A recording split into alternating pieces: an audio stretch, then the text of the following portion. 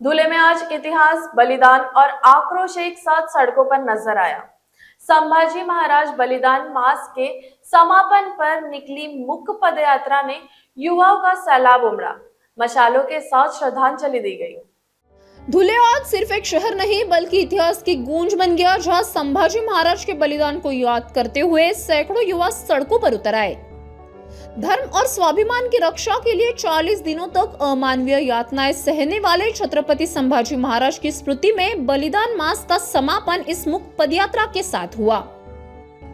छत्रपति शिवाजी महाराज की प्रतिमा से शुरू हुई यह यात्रा संभाजी महाराज की प्रतिमा तक पहुंची, जहां हर कदम श्रद्धा और संकल्प से भरा नजर आया। युवाओं ने हाथों में मशाल लेकर अनुशासन और मौन के जरिए अपना संदेश दिया। आयोजकों का कहना है कि यह सिर्फ श्रद्धांजलि नहीं बल्कि आने वाली पीढ़ियों को इतिहास याद दिलाने का प्रयास है। फाल्गुन शुद्ध प्रतिपदा ते फाल्गुन अमावस्या हा जो संपूर्ण फाल्गुन महिना आहे, हा फाल्गुन महिना संभाजी महाराजांचा बलिदान मास म्हणून संपूर्ण हिंदुस्थानात पाळला जातो।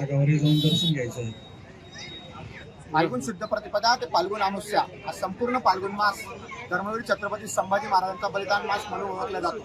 संपूर्ण हिंदू समाजाकडून हा फाल्गुन मास संभाजी महाराजांच्या बलिदानाच्या प्रीत्यर्थ सामाजिक पातळीवर, कौटुंबिक पातळीवर आणि वैयक्तिक पातळीवर पाळला जातो। या फाल्गुन मासाचा समारोप फाल्गुन अमावस्येच्या दिवशी, धर्मवीर अमावस्येच्या दिवशी म्हणजे आजची जी अमावस्या आहे या दिवशी आपण संभाजी महाराजांच्या न निघालेल्या अंत्ययात्रेच्या स्मरणार्थ मुखपदयात्रा काढून करत असतो। या मुखपदयात्रेत संभाजी महाराजांच्या समाधीस्थळ वडू बुद्रुक इथून आलेल्या ज्वालेसोबत ही मुखपदयात्रा निघत असते आणि आपल्या शहरातून ही मुखपदयात्रा मार्गस्थ होऊन संभाजी महाराजांच्या स्मारकावर आपण त्या मुखपदयात्रेचा समारोप करतो आणि संभाजी महाराजांना श्री संभाजी सूर्योदय श्लोक म्हणून श्रद्धांजली वाहत असतो। सर्व हिंदू समाजाने आज बलिदान मासाच्या मुखपदयात्रेमध्ये मोठ्या संख्येने सहभागी झाले आणि बलिदान मास इथे समारोप झाला असं